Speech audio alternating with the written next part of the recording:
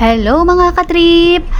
Babalikan natin ngayon ang tinaguriang House of Rare Bougainvillea ng Gapan Nueva Ecija, ang Casa Batik.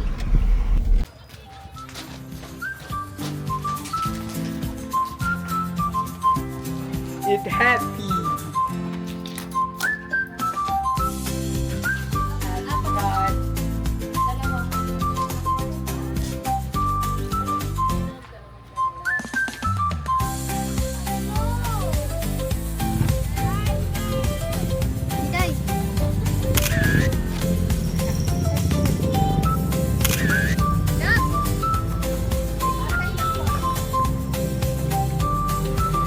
July 2024 nung unang pumunta kami dito, tag-ulan kaya kakaunti ang mga bulaklak ng mga bugis.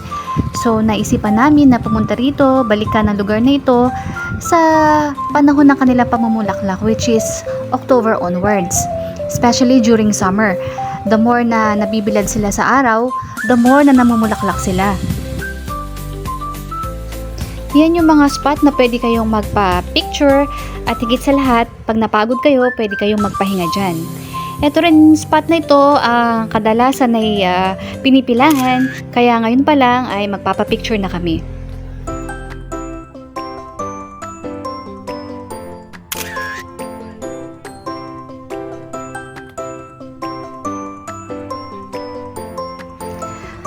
Itong pathway na to, diretsuhin lang natin at tutumbukin yan yung kanilang gazebo at yung kanilang restaurant. Yung mga bugis hitik na hitik sa mga bulaklak. Parang napapaligsahan sila. Napakagaganda talaga nila. Super colorful. Tapos itong damuhan nila, napakaganda, napaka-neat. Alam mo na alagang-alaga. Ang sarap sa mata. Green na green.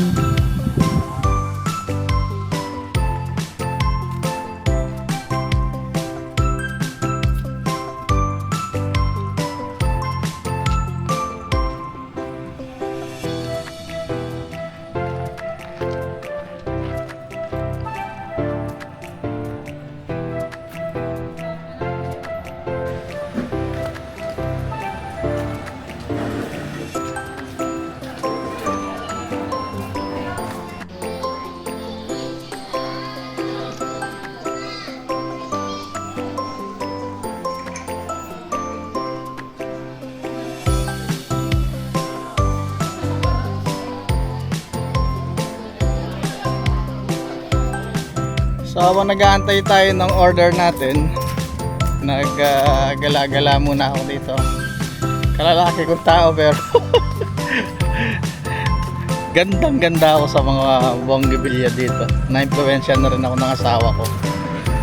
Ang ganda talaga rito. Kung nature lover ka, sobrang nakaka-relax dito.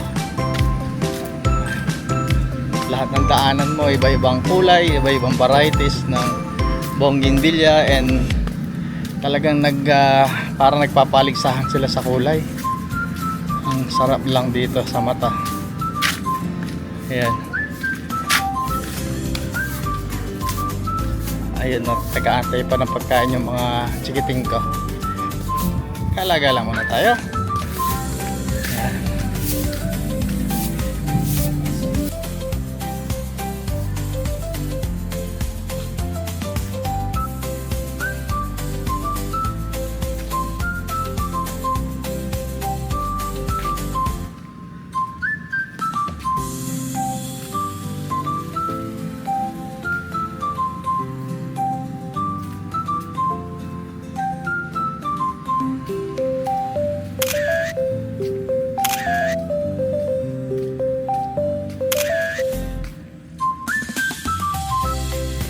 Ang entrance fee nga pala nila dito ay hindi pa rin nagbabago.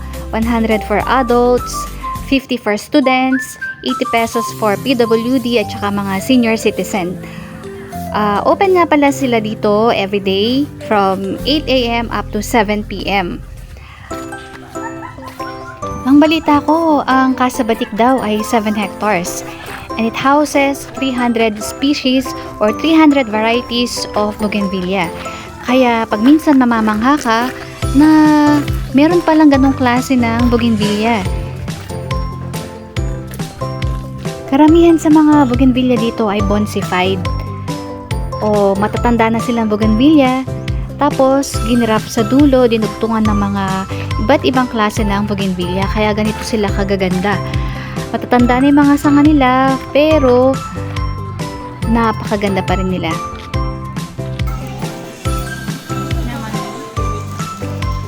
Napakasarap ng burger nila dito. Grilled siya at pwede siyang ihanay o kaya naman ay masihigit pa siya sa sarap sa Burger King. Ayun po yung kanilang mga villas. Meron pong swimming pool yan sa harap. Kung gusto nyo pong magpabook, ilalagay ko po yung Facebook page ng Casa Batik dito po sa taas.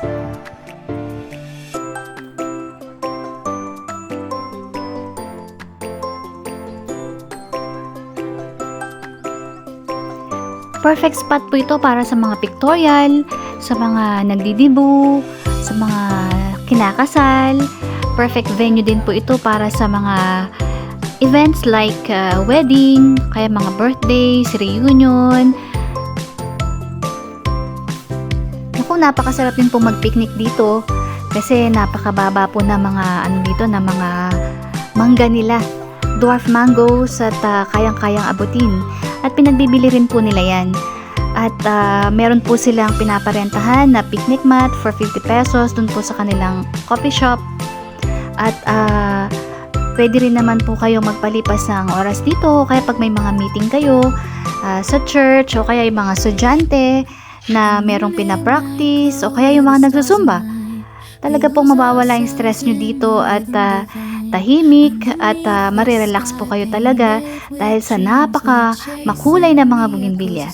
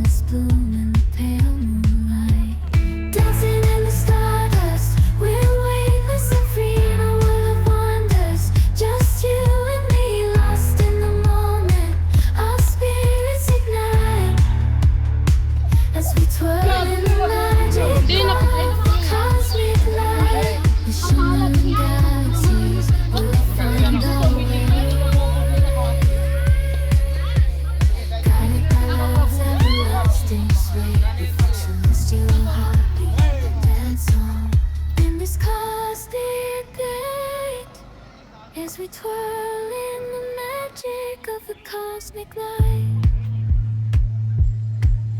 Now I'm shaking, drinking all this coffee. These last few weeks have been exhausting. I'm lost in my imagination, and there's one thing that I need from you. Can you come through?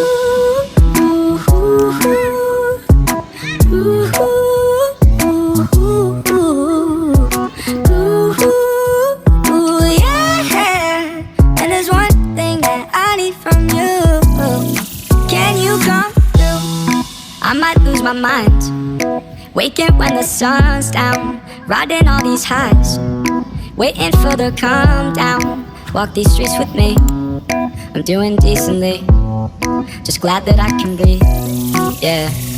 I'm trying to realize it's alright to not be fine on your own.